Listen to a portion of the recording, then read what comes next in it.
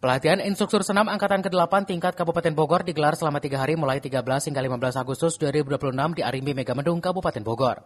Kegiatan ini melibatkan 80 guru PJOK dari jenjang SD dan SMP dengan menghadirkan sejumlah narasumber yang kompeten di bidang olahraga.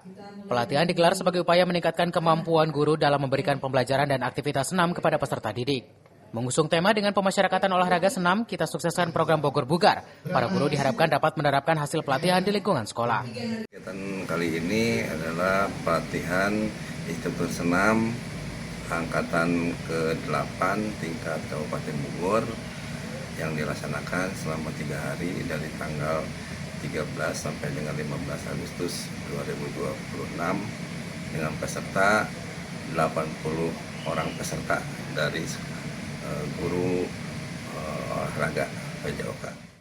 Melalui pelatihan ini, para guru PJOK diharapkan mampu mengaplikasikan pengetahuan dan keterampilan yang diperoleh kepada para peserta didik.